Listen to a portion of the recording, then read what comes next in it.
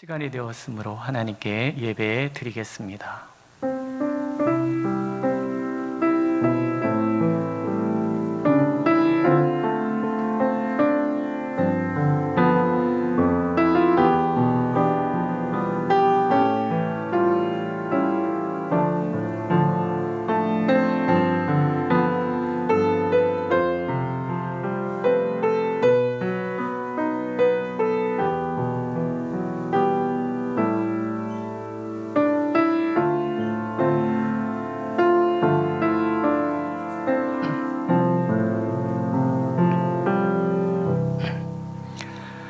보좌에 앉으신 이와 어린 양에게 찬송과 존귀와 영광과 권능을 세세토록 돌릴지어다. 아멘. 크신 국률과 자비의 하나님, 오늘도 우리를 사랑하셔서 주님 전에 불러주시니 감사를 드립니다. 오셔서 우리의 예배를 흠양하여 주시고 우리에게는 한량없는 은혜와 자비를 덧입혀 주옵소서. 예수님의 이름으로 기도드렸습니다. 아멘. 우리 다 같이 일어나서 찬송가 28장 1절만 부르시겠습니다.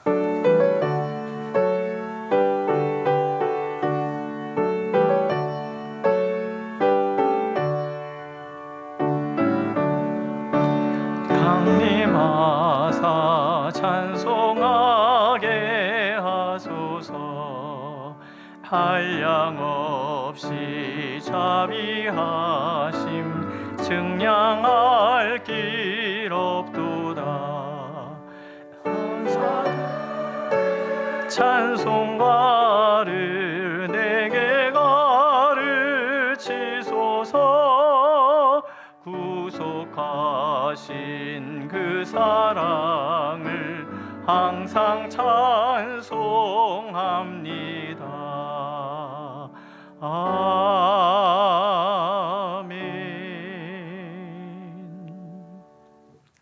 교동문 136번입니다.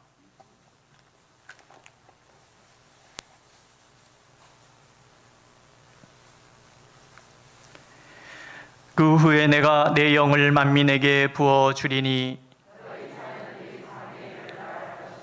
너희 늙은이는 꿈을 꾸며 너희 젊은이는 이상을 볼 것이며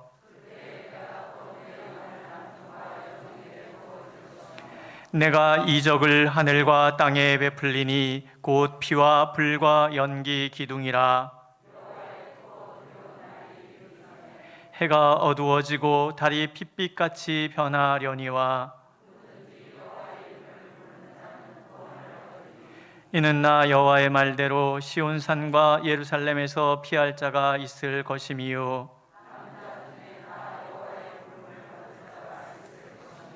아멘. 사도신경으로 우리의 신앙을 고백합시다. 나는 전능하신 아버지 하나님 천지의 창조주를 믿습니다. 나는 그의 유일하신 아들 우리 주 예수 그리스도를 믿습니다.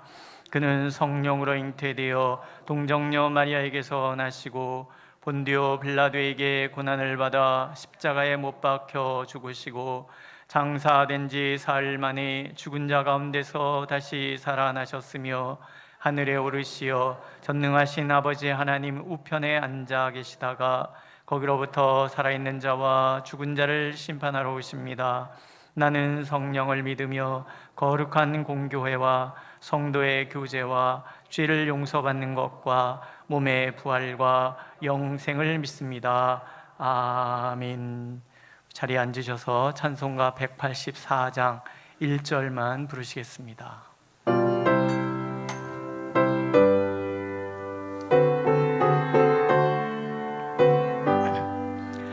불길 같은 주 성령 간구하는 우리에게 지금 강림하셔서 영광 보여주소서.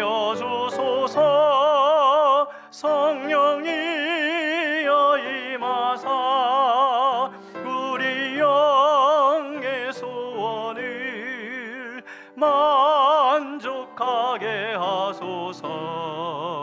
기다리는 우리에게 불러 충만하게 하소서.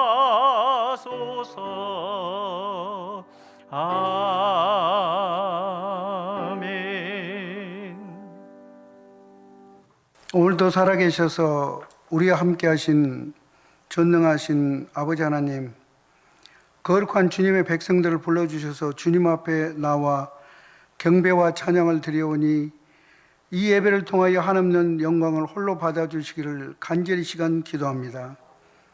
흑암의 권세 아래서 영원히 죽을 수밖에 없었던 저희들을 전능자 생명의 근원 되시는 아버지 하나님께서 직접 이 땅에 오셔서 십자가의 보혈과 부활의 능력으로 우리를 구원하여 주신 그네의 진심으로 감사함을 드립니다.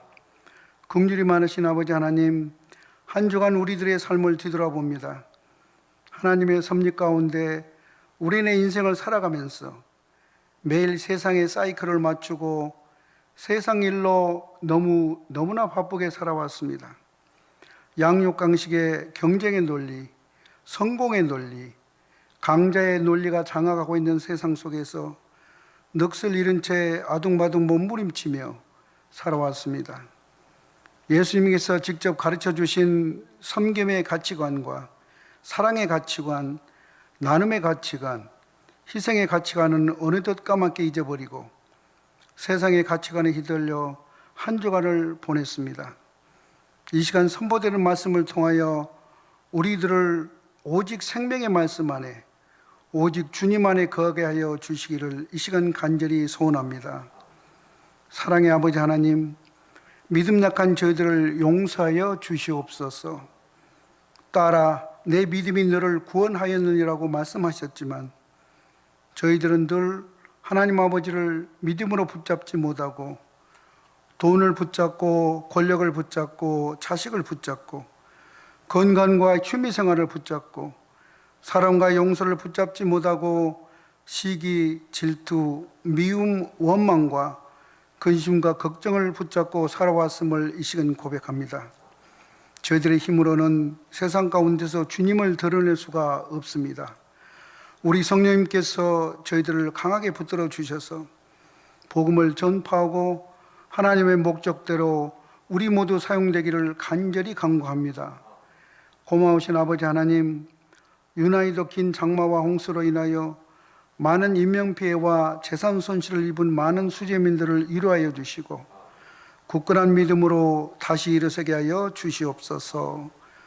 계속되는 코로나로 온 세상에 수많은 확진자와 사망자가 속출하고 지금 진정 국면에 있던 우리나라도 또다시 수도권을 중심으로 수많은 확진자가 발생하여 우리들의 일상생활이 제한되고 경제 발전이 갈수록 어려워지고 있습니다.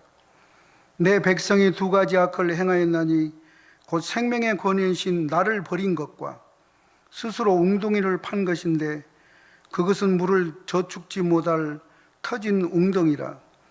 이 세상에 갈수록 코로나 바이러스로 힘들고 주님의 교회들이 세상적 비난을 받고 있습니다. 진정 하나님의 뜻이 무엇인지 헤아려 볼 수 있도록 주님의 백성들에게 지혜와 깨달음을 허락하여 주시옵시고 이 어려운 사태를 잘 이겨내고 극복할 수 있도록 하나님 아버지 저희들에게 은혜를 베풀어 주시기를 간절히 기도합니다. 하나님 아버지, 우리의 온 참된 교회를 위해서 하나님 앞에 간절히 간구합니다. 하나님께서 귀한 뜻이 계셔서 우리의 온 참된 교회를 이곳에 세우시고 복음 증거의 사명을 허락하여 주시니 감사함을 드립니다. 예수 그리스도께서 머리가 된 교회, 예수님께서 주인이 된 교회, 복음화를 증거하는 생명과 진리가 살아있는 교회가 되게 하여 주시옵소서. 내가 증거하느니 너희가 하나님께 열심은 있으나 지식을 쫓는 것이 아니라 하나님의 의를 모르고 자기 의를 세우려고 힘써 하나님의 의를 복종치 아니하였느니라. 사탄은 불화살을 매일 쏘며 우리들에게 생각을 넣어줍니다. 올바른 생각과 판단을 못하도록 속삭입니다. 교회를 위해서 열심히 봉사하고 헌신하고 일한다고 하나님의 의를 드러나지 않고 우리가 주인되어 우리의 의를 드러내려고 하는 마음, 교회는 단위되 예수님을 온전히 마음에 믿지 못하게 하여 복음의 광채를 가리고 세상적 기준으로 혹시 착각 속에 신앙생활을 하는 성도가 혹시 있다면 하루빨리 종교적 열심에서 벗어나게 하여 주시기를 이 시간 간절히 기도합니다. 이 시간 우리 정경환 목사님께서 선포되신 말씀이 사람의 음성이 아니라 하나님의 말씀으로 우리들 마음속에 받아들이게 하시고 이 예배를 통하여 죽어간 영혼들이 살아나고 환경의 권세에 포로된 자, 악한 영에 사로잡힌 자 모두가 풀려나는 놀라운 역사가 일어나게 도와주시옵소서. 우리 목사님 건강을 하루속히 회복시켜 주시옵소서. 머리에서 발끝까지 우리 주님께서 안수하여 주셔서 모든 바이러스 질병들이 깨끗하게 치료되어 교회를 잘 리드할 수 있도록 인도하여 주시기를 이 시간 간절히 간구합니다. 이 예배를 위하여 각 부서에서 모든 조직에서 오직 주님만 바라보고 피땀 흘리며 수고하는 모든 성도님들, 협력자들에게 기쁨과 평강의 은혜를 갑절로 내려 주옵소서. 세계 열방을 향하여 나가서 생명의 말씀을 선포하는 우리 선교사님들을 코로나로부터 안전하게 가정을 지켜보호하여 주옵소서. 이 시간 비대면 온라인을 통하여 신령과 진리로 예배 드릴 때 하나님을 소리 높여 주님을 찬양합니다. 주님 홀로 영광 받아 주시옵소서. 나는 알파와 오메가라. 이제도 있고 전에도 있었고 장차 올 자요 전능한 자라. 우리를 사망에서 생명으로 옮겨주신 존귀하신 예수 그리스도의 이름으로 간절히 기도드리옵나이다. 아멘.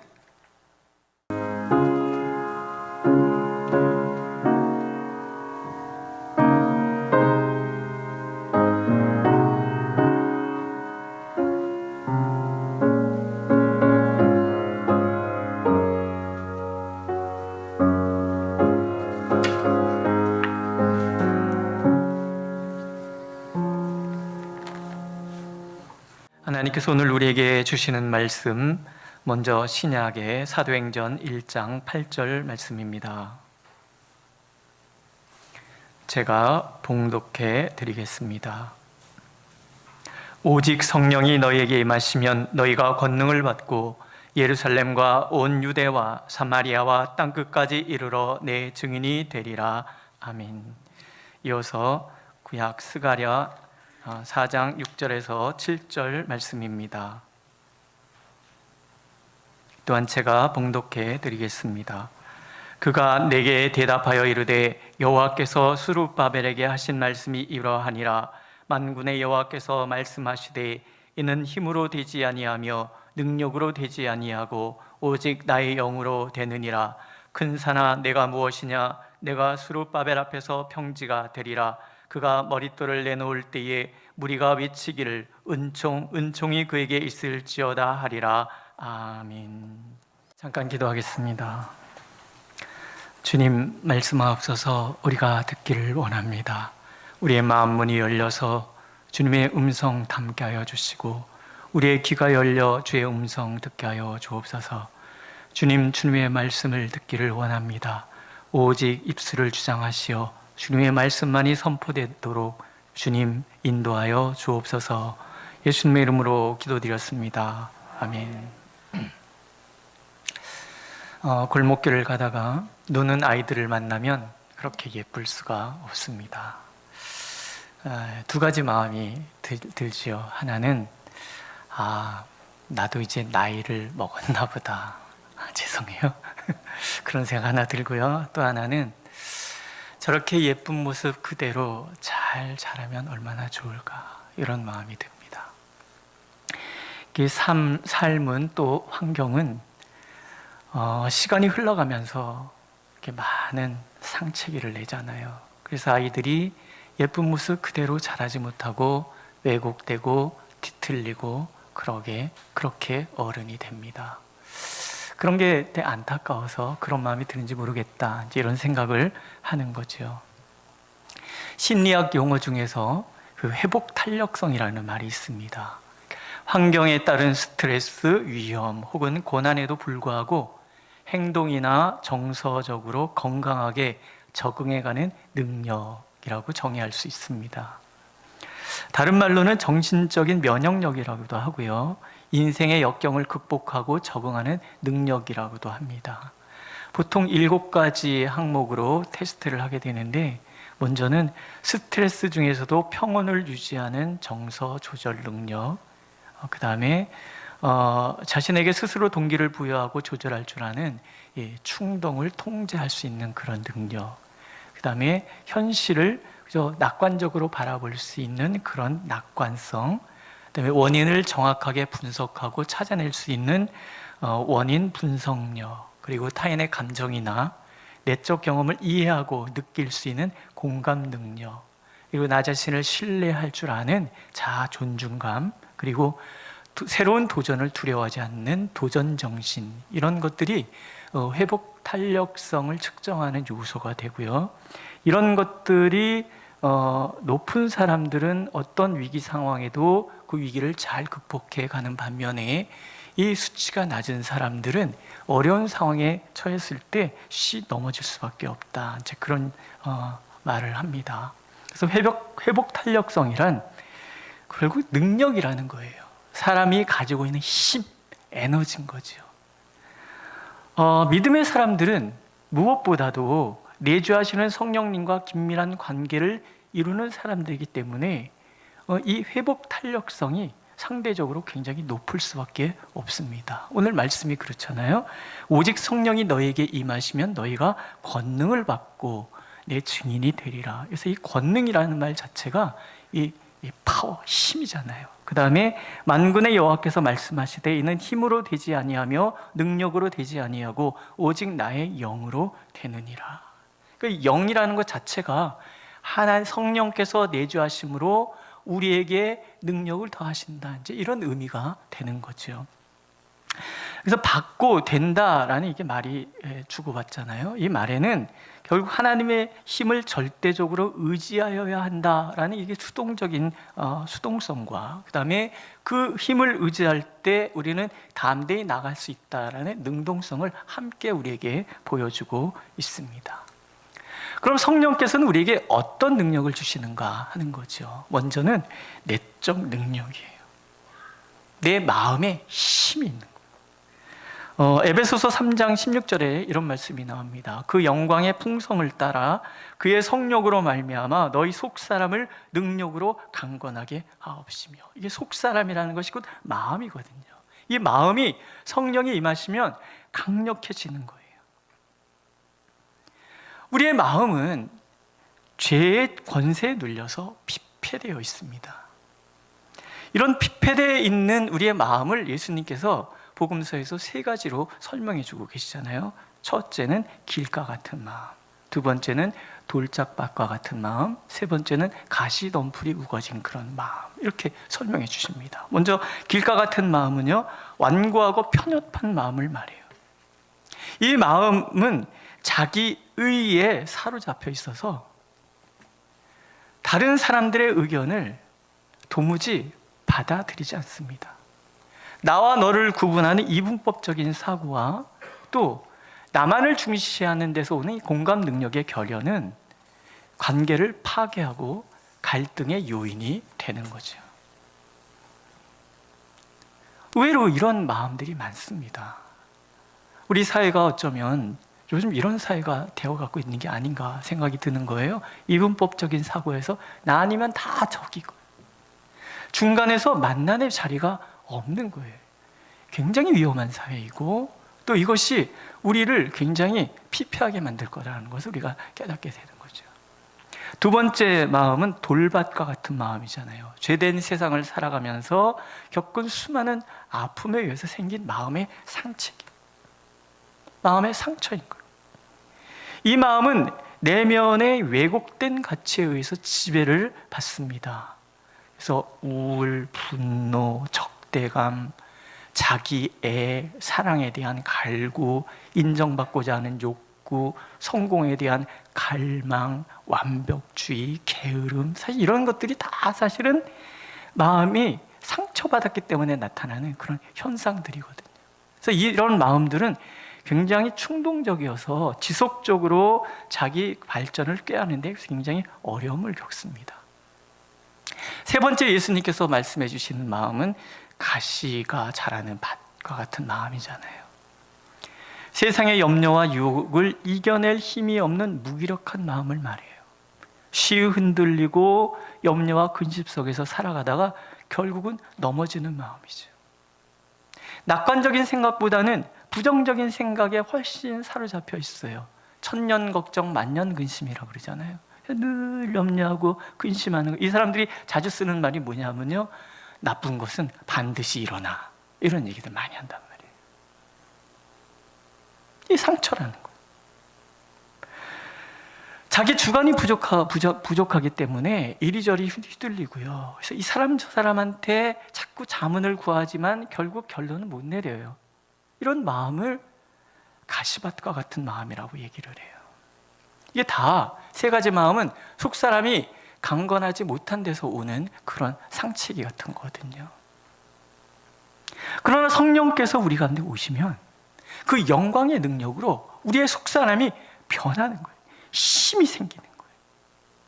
평화, 기쁨, 감사, 담대함, 자유함, 찬양, 사랑, 자비, 겸손, 성실, 이런 모든 것들이 사실은 내면의 힘이 강했을 때 생기는 그런 마음들인데, 성령께서는 우리 가운데 찾아오셔서 드러나도록 우리의 마음을 바꿔가시는 거예요. 베드로 사도는 그것을 신의 성품에 참여했다라고 표현하고요, 또 드러나도록 변화된 성숙된 삶을 거듭났다 또는 내적 권능을 입었다, 이렇게 우리가 표현을 한다라는 거예요. 오늘도 성령께서 우리 가운데 오셔서 성령께서 우리 마음에 힘을 주길 원하시는 거예요.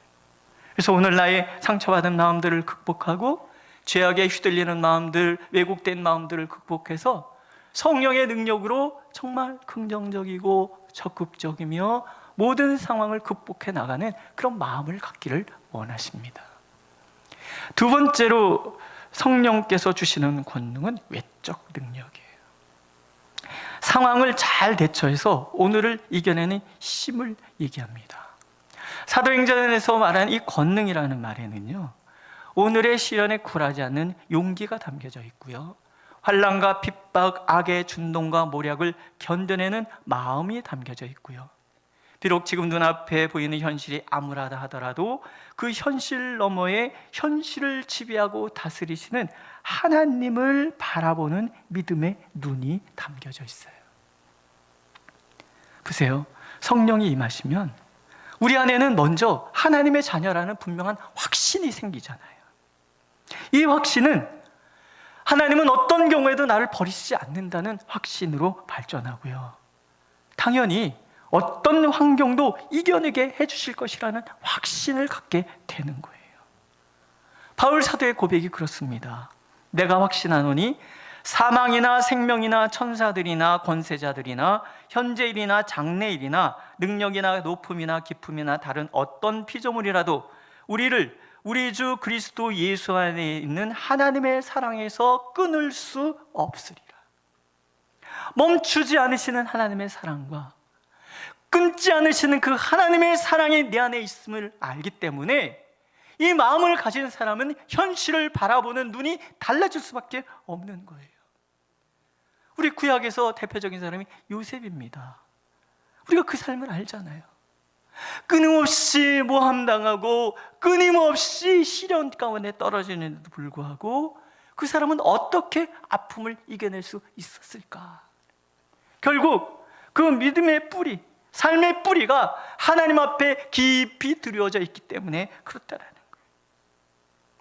요셉은 시련 속에서도 자신을 사랑하시는 하나님의 임재 가운데 있다는 것을 잊지 않는 거예요. 그러니까 말년에 그가 형제들에게 이런 고백을 하잖아요. 당신들은 나를 해하려 하였으나 하나님은 그것을 선으로 바꾸사 오늘과 같이 많은 백성의 생명을 구원하게 하시려 하셨습니다. 악을, 그 모진 시련을 선이라고 표현할 수 있는 말, 그 마음에는 오늘을 이겨내게 하시는 하나님의 강력한 능력이 내게 있다라는 믿음이 담겨져 있다라는 거죠. 바울도 그런 고백을 합니다. 예루살렘에 올라가면 결박과 환난이 기다리고 있다라고 만류하는 사람들 앞에서 이렇게 말하잖아요. 보라, 이제 나는 성령에 매여 예루살렘으로 가는데, 성령이 이끌려간다는 얘기잖아요. 거기서 무슨 일을 당할는지 알지 못하노라. 오직 성령이 각성해서 내게 증언하여 결박과 환난이 나를 기다린다 하시나 내가 달려갈 길과 주 예수께 받은 사명 곧 하나님의 은혜의 복음을 증언하는 일을 마치려 하면은 나의 생명조차 조금도 귀한 것으로 여기지 아니하노라. 삶과 죽음의 경계선에 서 있는 사람이에요. 그 삶이 그래요. 오늘도 삶과 죽음의 지배자로서 나와 함께 하시는 성령에 대한 믿음이 이 말에는 담겨져 있는 거예요. 그러니 삶과 죽음의 경계선에 있지만 살아도 죽어도 오직 하나님의 영광만이 드러날 것이라는 믿음이 그에게 있는 거예요. 채찍에 맞아도 배가 파손하고 그래서 깊은 바다에 빠져도 강도의 위험에 직면하고 도시의 위험에 직면하고 수많은 유대인들의 핍박 가운데 있어도 복음의 삶, 증인의 삶을 살 수 있는 이유, 사방에 우겨쌈을 당하여도 쌓이지 않고 가난한 자 같으나 모든 것을 가졌고 모두를 부유하게 하는 사람, 그게 바로 성령의 권능을 덧입은 사람의 모습이고 바울의 삶이라는 거예요. 그 힘이 교회를 세워갔고요, 그 힘이 모든 장애를 극복하게 만들었다라는 거예요. 하나님의 사람은 하나님의 허락 없이는 누구도 손댈 수 없다는 그 담대함, 이것이 성령의 권능이라는 거예요. 기꺼이 핍박과 시련을 극복하고 받아들일 수 있는 그런 믿음으로 나가는 삶이라는 거죠. 오늘 스가랴의 말씀도 그런 말씀이에요. 바벨론의 포로로 끌려갔다가 돌아온 사람들이 새롭게 성전을 재건하려고 합니다. 근데 왕이 도와주지 않아요. 방해하잖아요. 못하도록 칙령을 내리고 막 그래요. 주변의 토착 세력들도 성전 짓는 것을 끊임없이 방해합니다. 아무리 하려고 해도 모든 것이 불가능해 보여요. 그래서 그들이 성전 짓는 것을 포기하려고 하는 그런 상황에 하나님이 스가랴 선지자를 보내시는 거예요. 그리고 말씀하시잖아요.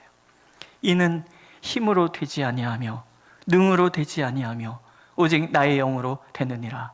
근사나 내가 무엇이냐? 내가 스룹바벨 앞에서 평지가 되리라. 사람의 힘과 능력에는 한계가 있을 수밖에 없어요.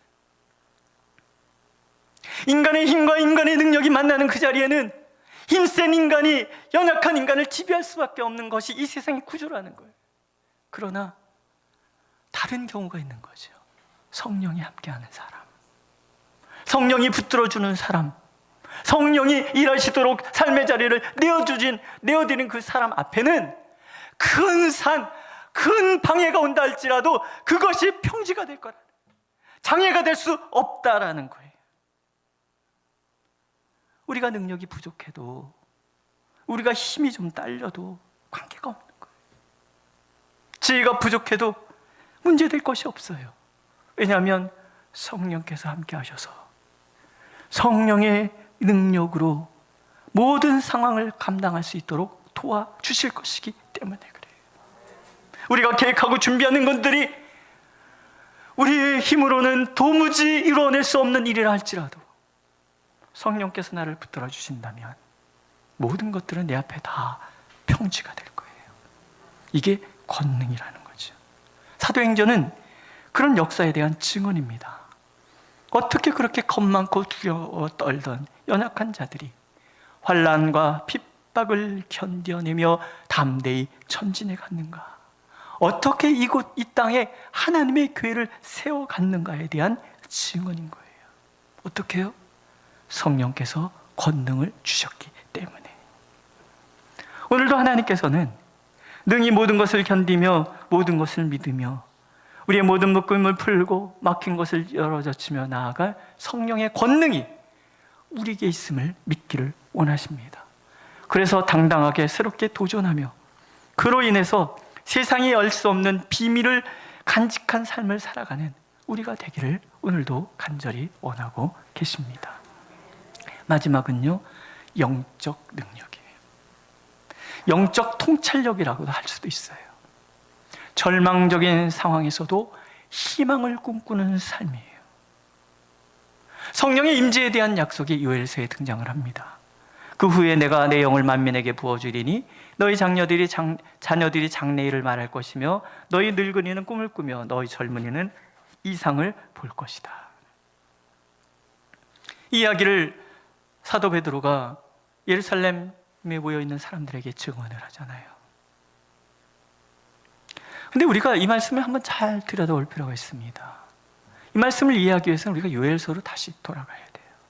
요엘서는 메뚜기 재앙을 배경으로 합니다.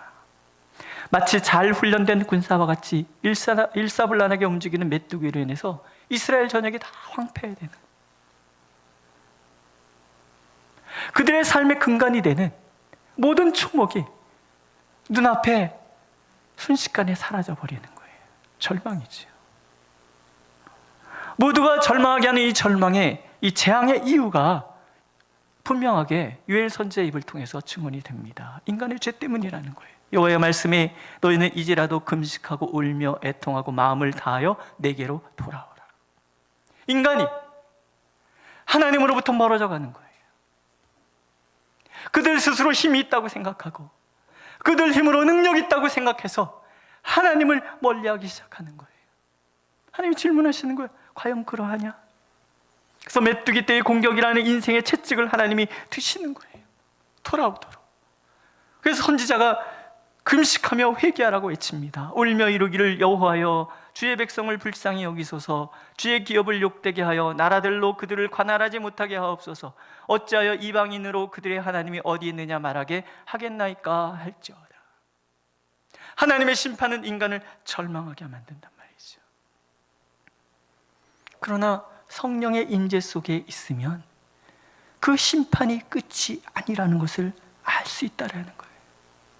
회개하고 돌아서면 언제든지 모든 것을 회복시키시는 것이 하나님이신 거예요. 과연 하나님께서는 메뚜기 떼 때문에 회개하며 금식하는 이스라엘 백성들에게 회복을 약속하고 계세요. 메뚜기를 물리치실 것이고 성국을 회복시켜 주실 것이고 다시금 풍성한 복을 얻게 되리라 약속하고 계세요.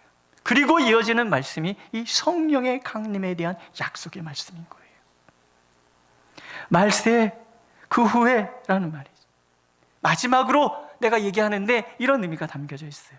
내가 내 영을 모든 육체에 부어주리니 너희 자녀들은 예언할 것이요 너희 젊은이들은 환상을 보고 너희 늙은이들은 꿈을 꾸리라. 예언, 환상, 꿈, 이 모든 것들이 다 희망에 대한 이야기예요. 하나님을 만나고 나니까, 하나님의 마음을 품고 보니까, 하나님의 시각으로 바라보니까 절망적인 이 상황이 그 상황 너머에 희망을 준비하고 계시는 하나님이 보이더라는 거예요. 이게 영적 능력이에요. 영적 통찰력인 거지. 이 희망은 오늘의 절망을 이기게 하는 희망이에요. 이 희망은 오늘의 우리의 죄악을 씻어주는 희망이며, 이 희망은 하나님의 영원한 구원, 새로운 세상에 대한 희망인 거예요. 성령의 임재는 용서에 대한 증표이고요, 이게 하나님의 인자이고 하나님의 헷세드라는 거예요. 성령의 권능은 이렇게 우리에게 영적 통찰력을 주는 거예요. 어둠 속에서 빛을 보는 능력을 주시고요, 절망 속에서 꿈을 꿀 수 있는 능력을 주시고요, 심판의 두려움 속에서도 하나님의 자비의 손길을 볼 수 있는 능력을 우리에게 주신다는 거예요. 오늘 우리 상황을 한번 살펴보세요. 저는 코로나19가 마치 요엘서의 메뚜기를 연상시킨다, 이런 생각을 해요. 갑자기 우리에게 찾아와서 아주 조직적으로 이 사회를 초토화시키고 있다는 거예요. 아무리 막으려고 해도 막을 수 없는 확산력은 사람들을 공포에 빠뜨리고요, 이 공포는 개인과 개인, 국가와 국가 간의 거리두기라는 관계의 단절을 가져다 주잖아요. 경제가 위축되고 배움이 단절되고 소통이 단절되는 이런 현상. 요즘 우리가 많이 듣는 말이 그래서 반성이 아닌가, 이런 생각을 합니다. 하나님께서 질문하고 계신다라고 생각이 드는 거죠. 지금까지 우리가 구축한 모든 시스템이 과연 인류를 더 나은 세상으로 이끌고 있다라고 너희들은 생각하느냐? 두 번째는요, 여기 쿠팡 물류센터 일하시는 분들 얘기를 계속 이렇게 마음이 아픈 거예요. 그 일만 하는 사람들이 아니잖아요. 그러니까 왜 그럴 수밖에 없어요? 경제적으로 어려우니까. 이 코로나19는요, 경제적으로 어려운 사람들에게 훨씬 불리한 그런, 부자들은 사실 관계가 없어요. 얼마든지 치유할 수 있으니까. 하나님 왜 어려운 사람들을 더 안 아프게 하십니까? 이게 아니죠. 이건 잘못된 질문이에요. 하나님 우리에게 던지신 질문 이거라고 생각하는 거예요. 빈익빈 부익부의 고착화, 결국 연약한 자들이 더 위험으로 내몰리는 이 사회 시스템이 너희들 보기에는 정당하다고 생각하느냐? 하나님 두 번째 질문을 던지신다고 생각합니다. 세 번째는요, 현대사회에서 사람들 혼자 잘 살 수 있다고 생각을 했어요. 그러나 보십시오. 거리두기 때문에 얼마나 우리가 지금 고통받고 있는지 질문하시는 거죠. 나흘로 살아갈 수 있노라고 이기적인 생각에 사로잡혀 있는 인류, 과연 인간이 관계 없이도 살아갈 수 있는가? 결국 우리에게 남아있는 희망은요, 회개밖에 없는 거예요. 하나님을 전심으로 바라보는 마음으로의 회복인 거죠. 마치 메뚜기 재앙 후에 회개하는 인간들에게 회복과 더불어 놀라운 성령 부흥을 약속하신 것처럼, 하나님께서는 이 일들을 통해서 우리가, 이 민족의 교회가 그렇게 회개하기를, 우리가 이 민족의 교회를 가슴에 안고 기도하기를, 그러면 마침내 시련의 깊은 터널 끝에 성령의 대부흥을 약속하시겠다고, 준비하시겠다고 약속하시는 것이 아닌가, 이런 생각을 하는 거예요. 어떠십니까?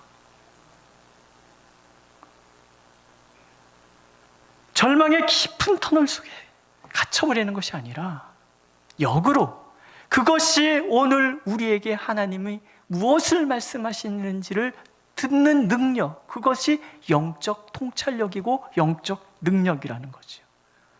요셉의 눈, 바울의 눈, 스가랴와 요엘의 눈이라는 거예요. 20세기 부흥운동의 시작은요, 영국 웨일스 지방에서부터 시작이 됩니다. 이 부흥의 소식이 1905년 인도 카시아 지방의 부흥으로 이어지고요, 1906년에는 미국 아주사 거리의 부흥으로 연결되고 1907년 평양 대부흥운동으로 이어집니다. 이런 영적 대각성 운동, 성령 부흥의 역사가 일어난 다음에 이어지는 것이 뭐냐면 대선교 시대가 열리는 거예요. 교회 역사를 이렇게 보면 거의 100년에 한 번꼴로 하나님의 이런 역사가 있어요. 근데 20세기 초에 일어났던 이 성령 부흥의 역사가 21세기에 접어들었는데 아직 잠잠해. 아직 일어나지 않아요. 지금 2020년인데 아직 일어나지 않았어요. 저는 코로나19로 인해서 하나님께서 그렇게 다시 한번 이 땅에 부흥의 운동을 일으키신 것이 아닌가. 왜? 우리가 회개하고 있잖아요. 아마 상황이 극심한 때부터, 그 장소부터 성령 부흥의 역사가 일어나지 않겠나, 이런 생각을 해봅니다. 예? 한반도에서, 중국 대륙에, 저 미국에, 그리고 복음이 식어져 가고 있는 저 유럽 대륙에, 그래서 전 세계적으로 놀라운 부흥의 역사가 일어나고 대선교 시대를 하나님께서 예비하고 계신 게 아닌가,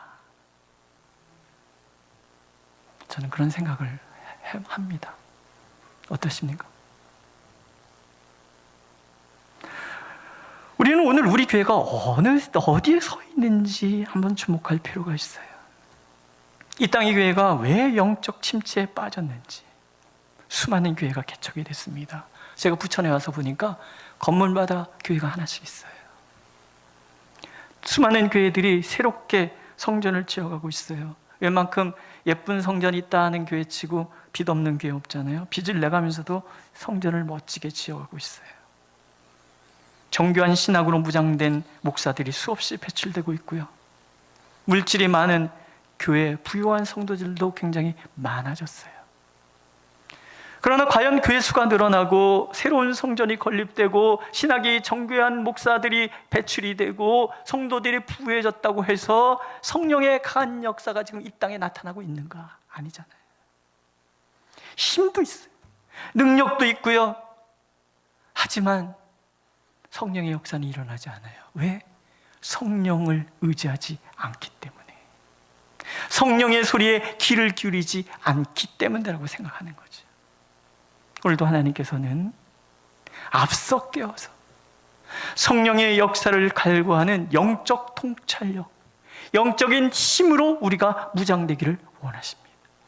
힘이 있지만 힘을 사용하지 않고, 능력이 있으나 능력을 의지하지 않고, 오직 성령의 임재, 성령의 권능만을 구하는 교회와 성도를 하나님이 찾으신다라는 거예요.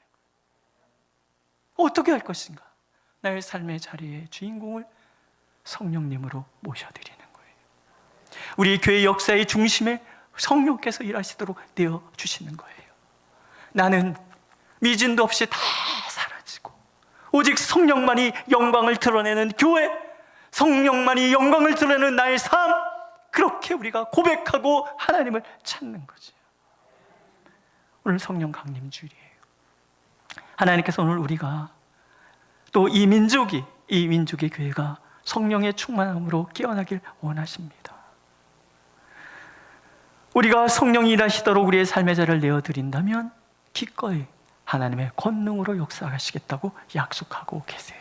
그렇게 성령의 권능을 덧입음으로 먼저는 내 속사람이 능력으로 강건해지고, 나아가 어떠한 환경도 굴하지 않는 용기를 소유한 삶을 살며 마침내 영적 권능 통찰력을 가짐으로 하나님과 동행하는 우리의 삶이 되기를 오늘도 하나님은 간절히 원하고 계십니다. 기도하겠습니다. 하나님을 간절히 원합니다.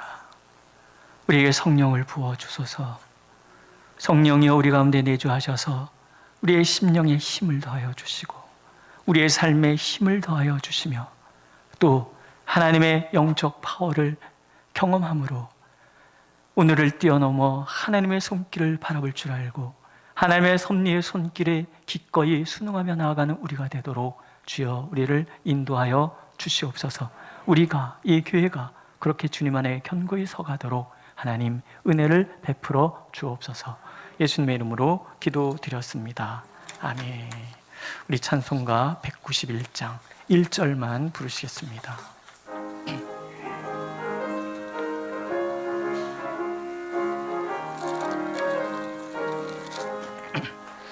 내가 매일 기쁘게 순례의 길 행함은 주의 팔이 나를 안보함이요, 내가 주의 큰 복을 받는 참된 비결은 주의 영이 함께함이라. 성령이 계시네, 할렐루야 함께 하시네. 좁은 길을 걸으며 밤낮 기뻐하는 것 주의 영이 함께함이라. 기도하겠습니다. 하나님, 오늘도 빈손 들고 나오지 아니하고 우리의 마음과 기도와 간구와 감사와 찬양과 헌신을 담아 주님 앞에 예물 드리게 하시니 감사를 드립니다. 드릴 수 있는 믿음이 있사오니 이들을 축복하셔서 하나님의 그 놀라우신 풍성함 속에 온전히 머물게 하여 주시고 하나님의 권능의 소유자로서의 삶을 살아가도록 축복하여 주옵소서. 보이는 곳 보이지 않는 곳에서 눈물과 땀으로 교회를 섬기는 성도들의 그 모든 눈물을 기억하여 주시어 참으로 주님 안에서 복되고 아름다운 삶이 되도록 늘 축복하여 주옵소서. 예수님의 이름으로 기도드렸습니다. 아멘. 먼저 담임 목사님의 근황부터 좀 말씀드리도록 하겠습니다. 담임 목사님 많이 지금 피곤하신 가운데 있습니다. 영육간에 강건하게 되시라고 많은 기도 부탁드리고요. 지난주에 말씀드렸지만 검사 결과 코로나는 아니지만 여전히 육체가 지금 피곤한 가운데 있습니다. 오늘 말씀도 전에 들으셨겠지만은 어쨌든 우리가 기도하면서 기도 가운데서 목사님의 육신이 깨끗이 나음을 받아서 다시 우리가 생명의 양식을 받아 먹는데 받고 은혜 받는데 부족함이 없도록 항상 여러분들이 기도해 주시기를 부탁드립니다. 광고 드리도록 하겠습니다. 원치 않은 코로나 상태로 인하여 오늘부터 직접 대면 예배를 드리지 못하고 이렇게 유튜브를 통하거나 또한 밴드를 통해서 영상 예배를 드리게 됨을 우선 말씀드립니다. 2020년 8월 19일 0시부로 모든 대면 예배와 소모임이 금지됨에 따라 본교회에서도 각종 원래회, 중보기도 등 새벽기도회와 공식 예배를 일시 중단하고 유튜브를 통한 비대면 예배를 드리기로 했습니다. 당분간 주일 예배는 밴드를 통한 영상 예배로 대체하니까 착오 없으시기 바랍니다. 코로나 예방에 대한 말씀입니다. 연일 매스컴에서 보도된 것과 같이 하루하루 코로나 확진자가 늘어나고 있습니다. 오늘 또 300여 명 육박하고 있습니다. 어제는 300명이 넘었고요. 그래서 따라서 모든 성도님들께서는 코로나 예방에 한치의 오차도 있어서는 안 될 것입니다. 가급적 사람이 많이 모이는 장소는 피해 주시고 손 씻기, 마스크 착용 등의 기본 예방 수칙을 반드시 지켜 주시기 바랍니다. 특히 마스크 착용은 언제 어디서든 특스커, 즉 코가 노출된 상태의 이 마스크 착용입니다. 특스커를 하지 마시고 꼭 마스크를 잘 착용해 주셔서 코로나를 예방하는 데 도움이 되시기를 바랍니다. 비대면 예배를 드리게 됨에 따라 영상 예배 시의 헌금에 대해서 말씀드리겠습니다. 교회에 직접 출석하지 못하시기 때문에 헌금을 어떻게 하냐 문의하시는 분이 많습니다. 지난번 이미 영상 예배를 통해서 경험했듯이 교회에서는 이 문제를 해결하기 위해서 밴드에 해당 계좌를 게재했습니다. 오늘 주보도 보시면 그 농협 계좌가 거기 나와 있습니다. 그러나 헌금하실 때 본인 성함뿐만 아니라 그 헌금의 종류를 명확히 해주셔야 되기 때문에 성함을 적으시고 괄호해서 11조, 감사헌금, 주정헌금, 꽃꽂이헌금 등 각 헌금의 종류를 명확히 해주셔야 재정부에서 이걸 정리하는 데 큰 착오가 없겠습니다. 한 주일 동안 은혜 많이 받으시고 다음 주에 다시 또 뵙도록 하겠습니다. 감사합니다. 나같이 일어나셔서 찬송가 1장 부르시고 예배 마치겠습니다.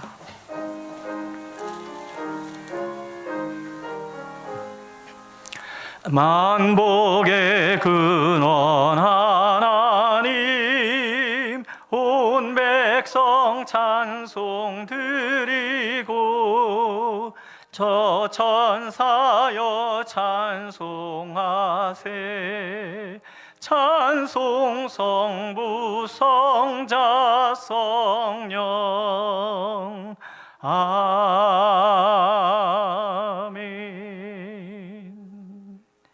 하나님, 오늘도 예배를 마치고 주님의 성전을 떠납니다. 삶의 자리로 향하는 걸음걸음을 축복하여 주옵소서. 코로나19로 인해서 이러저러한 하나님의 염려들이 우리 가운데 있사온데, 그러나 우리를 보호하시고 지켜주셔서 이 상황을 극복하고 이겨낼 수 있도록 인도하여 주옵소서. 가정들의 복을 더하여 주시고 직장과 사업장에도 복을 더하여 주셔서 날마다 주님 때문에 풍성하고 감사하는 삶이 되도록 인도하여 주시고, 무엇보다도 병상에 누워있는 이들 일일이 주님께서 방문하셔서 손잡아 일으켜 주옵소서. 상황을 이겨내고 하나님 주님 앞에 담대함으로 서도록 인도하여 주옵소서. 예수님의 이름으로 기도하옵고, 이제는 주 예수 그리스도의 은혜와 아버지 하나님의 크신 사랑과 성령의 교통하심이 사랑하는 성도들과 이 교회 위에 이제부터 영원토록 함께 하시기를 간절히 축원하옵나이다. 아멘.